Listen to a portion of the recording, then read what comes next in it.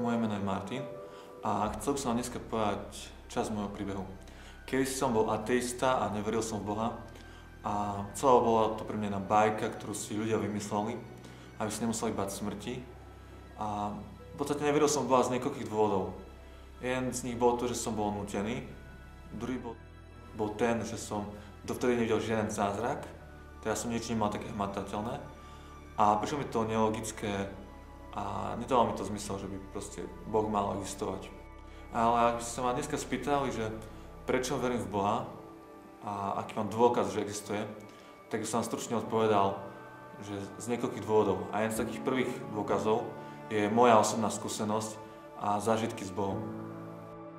Už len to, ak som sa obrátil, ak som sa zázračne obrátil, zlomový zážitok v mojom živote, ktorý spôsobil, že som uveril, hoď som vtedy tomu vôbec nerozumel.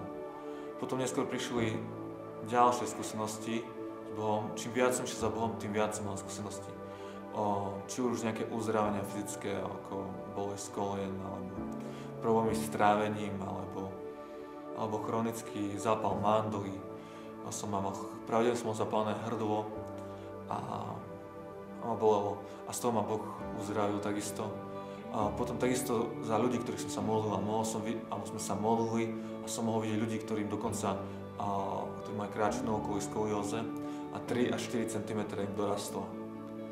Takisto som videl ľudí, ktorí sa nemohli prehnúť alebo nemohli hýbať s kolenami a po modlitbe v mene Ježiš začali chodiť, začali kráčať. A takýchto skúseností mám veľmi veľa. Viem, že to nebol produkt mojej fantázie ani niečo, čo by som si ja dokázal sugerovať alebo vymyslieť alebo nejak ja spôsobiť. Bol to jasný Boží zásah, Božie uzdravenie, lebo Boh uzdravuje dneska a sľúbil, že tí, ktorí v Neho veria, tak budú klásť ruky na chorých a chorí budú uzdravovaní.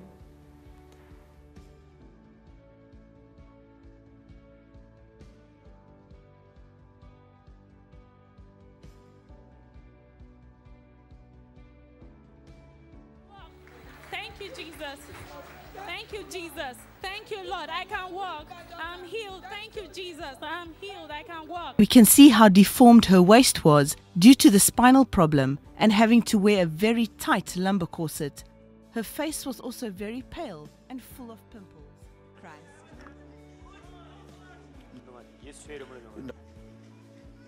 Mighty name of Jesus. The mighty name of Jesus, right? Hallelujah! Everything that had stopped in his life has begun to walk. Everything that had died in his life has been resurrected. Who else can justly heal? It is none other than Jesus Christ. Ale to, čo je najkrajšie na Boha, čo môžem zažívať, je jeho blízkosť, jeho prítomnosť. Keď môžem cítiť prítomnosť a keď môžem cítiť, ako ma naplňa aj láskou, radosťou, pokojom.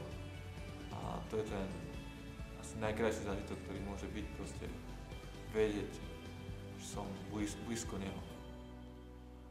A Boh mi veľmi, veľmi zmenil život a som na to veľmi vďačný. A čo ma tak v tom utvrdzuje, je to, že poznám mnoho ľudí, ktorým Boh rovnako zmenil život ako mne. Takisto som mohol vidieť ľudí, ktorí boli demonicky zviazaní a trápení a po mene Ježiš, ako boli radikálne oslobodení a uvoľnení, či už z trápenia, alebo z depresie, alebo čokoľvek iného, alebo nejakých závislostí. A čo ma tak najviac tom upevňuje a utvrdzuje to, že nie som jediný, kto má takéto zážitky s Bohom, ale ich mnoho. A stretol som stovky ľudí, ktorí majú podobné skúsenosti s Bohom, rovnaké ako vám ja teraz hovorím.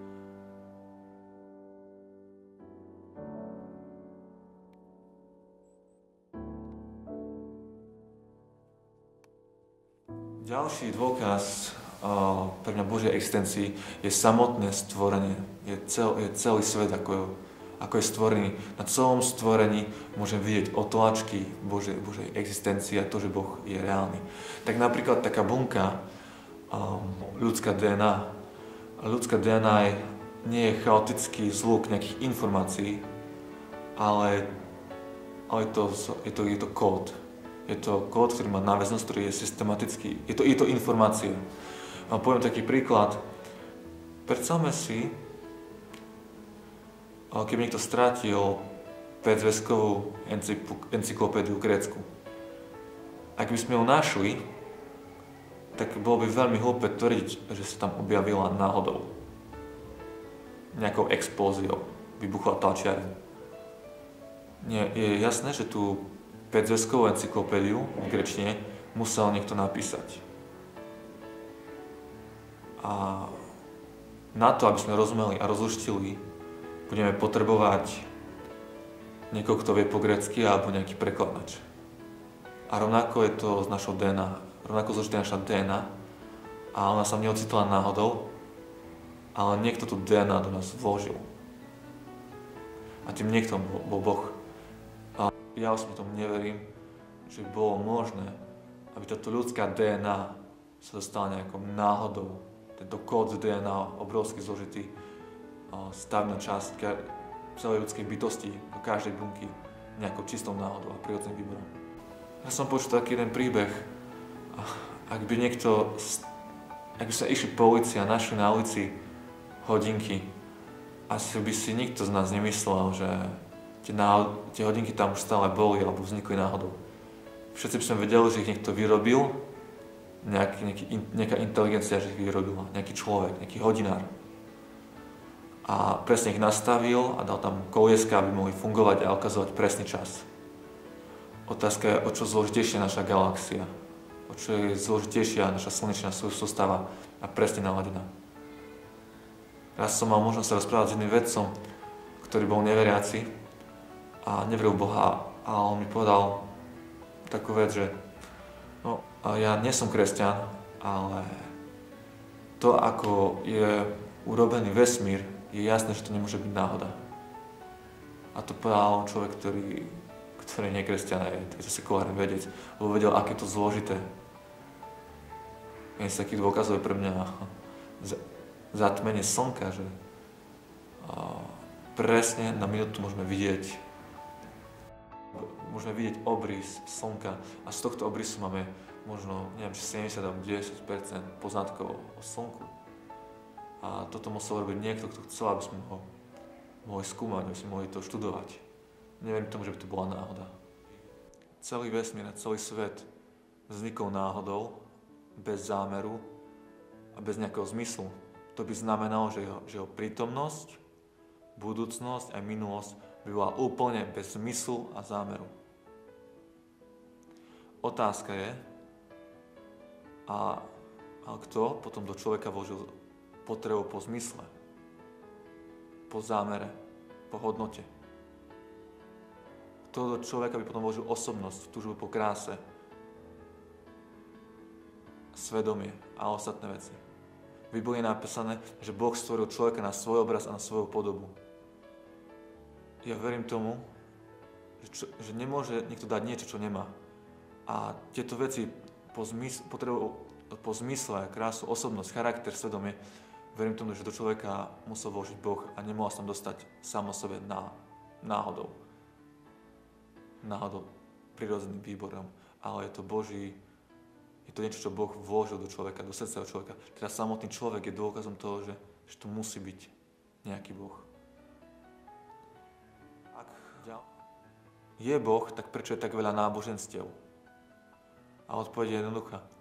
Je kvôli tomu, lebo my sme boli stvorení pre vzťah s Bohom a pre spoločenstvo s ním. Ale kvôli tomu, že ľudia zrešili, tak to spôsobilo, že ten vzťah s Bohom bol narušený. A ľudia preto začali hľadať tú náhradu v iných náboženstvách, uctievaní kameňa, uctievaní slnka, démonov, cudzích bohov, vymyslených. Lebo v nás je tá túžba po vzťahu s Bohom. A ľudia, keďže nemajú ten vzťah s Bohom, tak to hľadajú naplnenie v niečom inom. Teda ľudské srdce je dôkazom, že tu musí byť nejaký Boh.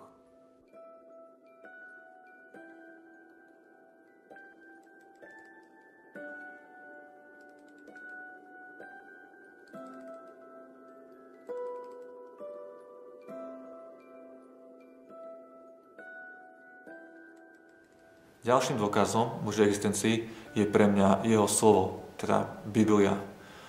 To, že v Biblii sú zaznamenané proroctvá staré stovky rokov, ktoré sa naplňajú. Dajme tomu už len to, že Ježiš mal zomrieť na kríži a potupnou smrťou je napísané v Biblii. Bolo to stovky rokov predpovedané skôr, ako sa stalo. Potom iné proroctva, ako napríklad, že jeho ruky mali byť prebodnuté a nohy, že mal zomrieť za hriech ľudí, že mal potom prísť vek cirkvi a vyliatie Svätého Ducha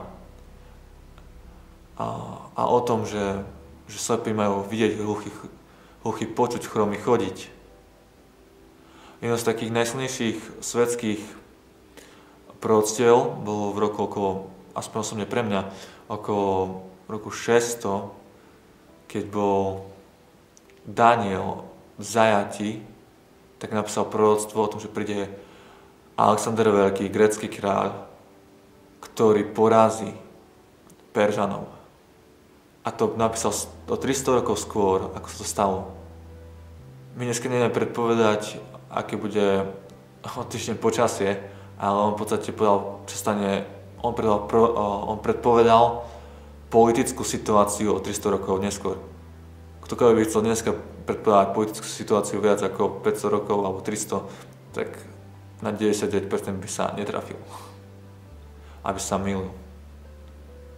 Alebo proroctva o budúcnosti, ktoré sa v podstate už naplňajú. Ako proroctvo o číslo Xiaomi, ktoré ľudia budú musieť mať na náruke a bez toho nebudú môcť nakupovať a predávať. A v podstate dneska už môžeme vidieť, ako ľudia krok za krokom sú čipovaní a pripravení pre túto éru. A to je vec, ktorá bola prorokovaná pred viac ako 2000 rokmi a môžeme ju vidieť, ako postupne prichádza k tomu, že bude zavedená. Samozrejme, že tam nepôjde len o tom, že to bude nejaký čip v tele človeka, ale o stotožním a zjednotím sa z tohto systému a mnohé iné veci. Ďalšia vec, čo ma na Biblii presvedča, že je pravdivá proroctiev, ktoré sa už naplnili alebo sa naplňajú, je to, že ja keď som začal žiť toho slova a aplikovať, tak som vedel, že funguje. Či už v oblasti hľadania prvého kráľovstva Božieho, alebo v odpustení, alebo v dávaní, v desiatkoch, alebo v akejkoľvek inej oblasti. Keď som začal aplikovať a mohol som vidieť, ako funguje. Kedy som si myslel, že Biblia je nejaká historická kniha, ktorá mi nemá čo dať, ale dneska čerpám veľmi veľa múdrosti praktickej do môjho života. Dneska som tom presvedčený, že to Boh viedol spísať v takej forme, ako to bolo spísané. Vlastne Biblia bola písaná na 3 kontinentoch od kráľmi, kňazmi, prorokmi, pastiermi.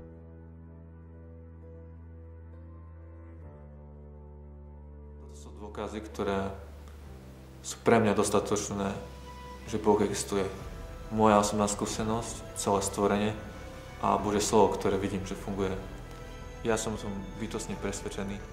Nebudem nikoho nútiť, nebudem nikoho tlačiť ani násilne, ale nedá mi o tom nezdieľať sa to, čo som prežil a čo vidím. Každý z nás je zodpovedný za to, čo urobí so svojím životom. A ja som veľmi vďačný Bohu, že si ma Boh pridal k sebe. A dneska viem, že život s ním je úžasný. A že nie je len výplod nejakej ľudskej fantázie, ale on je reálne skutočný. A život s ním je úžasný, lebo pre ňo, kvôli nemu sme boli stvorení. Ale on jediný dokáže nás naplniť a dá nám skutočný zmysel a hodnotu našim životom. Dnes viem, že Boh nie je vymysel ľudí, ale že je ten, ktorý všetko stvoril. A je milujúci otec, ktorý túži potom, aby sa jeho stratené deti navrátili späť domov.